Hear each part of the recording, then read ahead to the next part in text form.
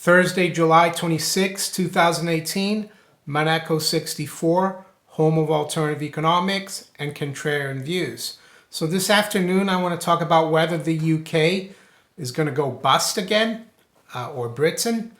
It did go bust back in 1976, 1977. So it wouldn't be the first time. The other thing that's really interesting that I just thought about, but doesn't necessarily mean it will happen and is the cause of it, is the comparison between the summer of 1976 and the present 2018 heat wave. And also the financial situation. It's pretty bad now, in my opinion. I know we hear from the mainstream press, mainstream economists, Bank of England, the government, that unemployment is at all-time lows and everything is doing great. But if we look at the at sterling or the British pound, it's not pointing to anything good. The other thing that you can compare with 1976 is the weakness of the government and of the leadership of the country. Even though it was a different party in 76, it's still nowadays very weak, and some of the events happening kind of are comparable. So I'm going to look at a couple of articles and then look also at the charts of sterling going back to around 1983-84, and you see how interesting it looks. The first one I'm going to go through is about the heat wave, and I've taken an article from the BBC. I know the BBC is biased, but this is more about the weather, so I guess it's pretty informative. And it says, how does the 2018 heat wave compare to that of 1976? I mean, personally, I was born in Brazil. I grew up in Brazil. I only moved to the UK back in 1992. My wife, though, she grew up in the 70s in England, and she tells me about the 70s, how things weren't great, about the inflation, and she remembers the heat wave of 1976, even though she wasn't even a teenager then, but she remembers it. So what does the BBC say? Comparisons are being drawn between the heat wave of 2018 and the summer of 1976. So how do the 2 years measure up? So the author goes to say, I had to sit my A-level exams back then when the temperatures were so punishing we couldn't sleep. We first tried the cellar, which was cool but too claustrophobic. And then the garden, which is too exposed to the unwelcome light of dawn. I didn't realize it at the time, but I was living through a heat wave that has gone down as one of the seminal events in British weather history. So, and it goes on to say, Mark McCarthy of the Met Office says, 76 is the yardstick we always fall back on because it was such a remarkable heat wave and droughts. It's one of the standouts in our records. And it goes on to say, so how does 1976 stack up against the extreme conditions large parts of the UK are now experiencing week after week? There are some striking similarities, but also some key differences. And it goes on to say that, and it shows the average temperature, average high temperature in June, back in 76, and today, average high temperatures in July, and also consecutive days of 30 degrees centigrade temperatures. We're up to 9 right now. Back then they were up to 18, but I think it's going to continue. So what's that got to do with the economy? Well, it's just interesting that at the same time there's a crisis going on in the UK, financial crisis in 1976. So I found an article. It's about a book, but it's in the FT from January 2017. And it's a book review. It says, When Britain Went Bust. The 1976 deal to borrow from the IMF was the climax of decades of weakness. So, and it's an article by a review by Diane Coyle, and I'll read through it a little bit so you can see, contrast the similarities between 1976 and 2018, and I found some. So I'll read it now. Economic crisis cast a long shadow, not least because they shape for the rest of their careers the instincts of the politicians and officials who experienced them. Of the many British economic crises over the decades, the necessity of borrowing from the IMF in 1976 inflicted one of the deepest scars. The memory of Chancellor of the Exchequer, who was like the equivalent of the Secretary of the Treasury or Finance Minister, Dennis Healey, turning back from Heathrow Airport to deal with the autumn 1976 crisis still lingers. Yeah, it's funny how these crises always start in autumn or the fall. It was the climax of decades of weakness.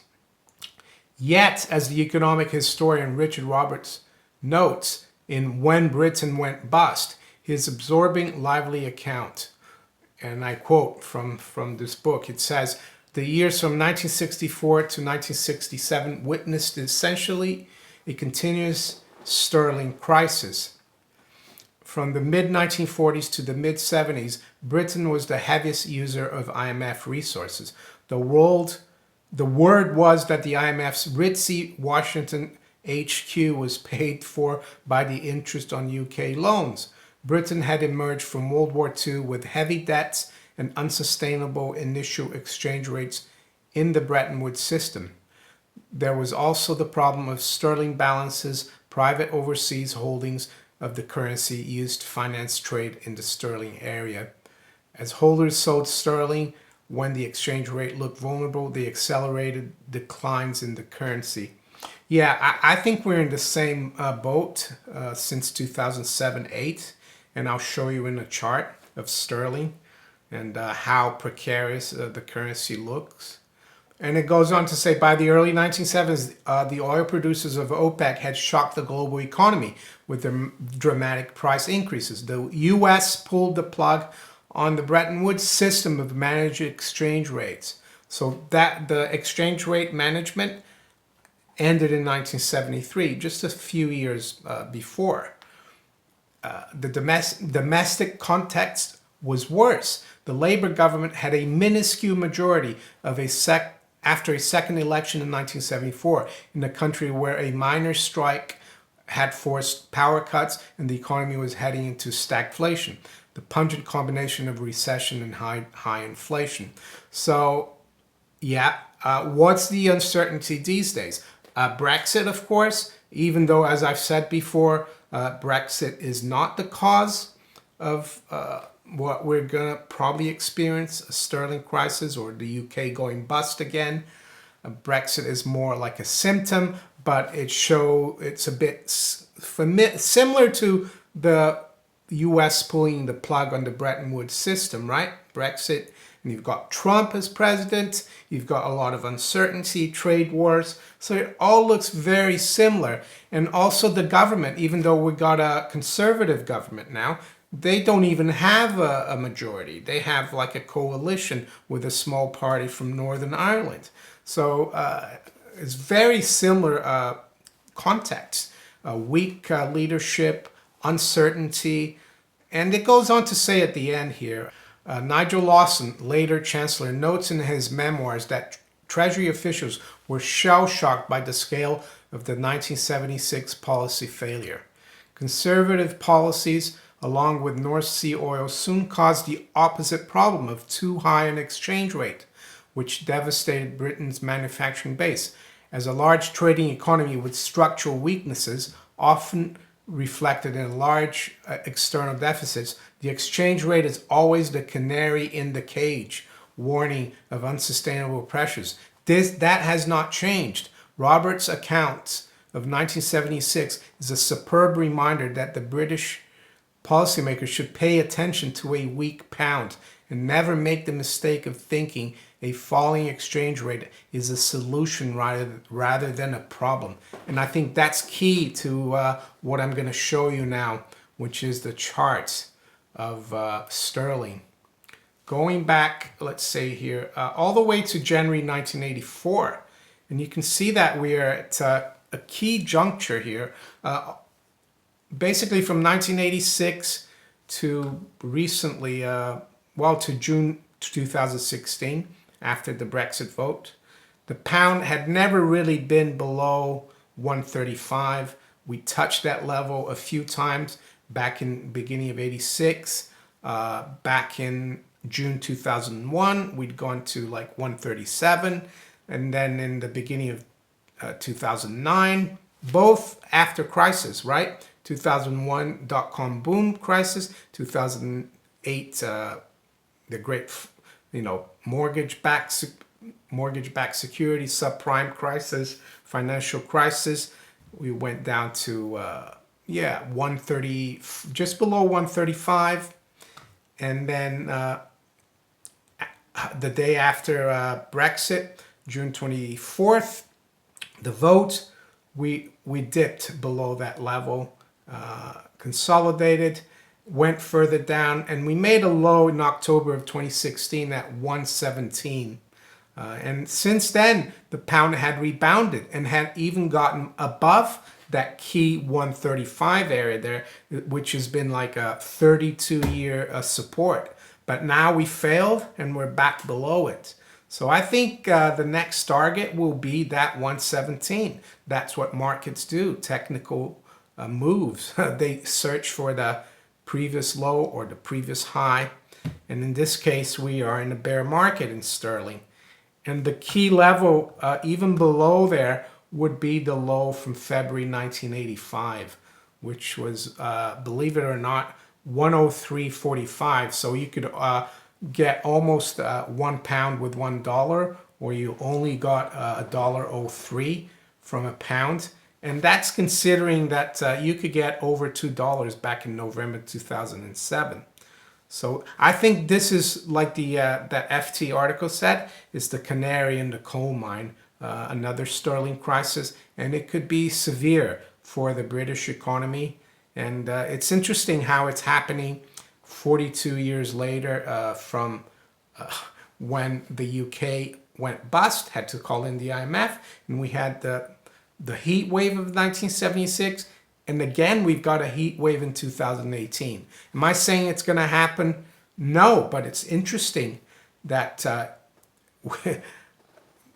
the coincidence, isn't it?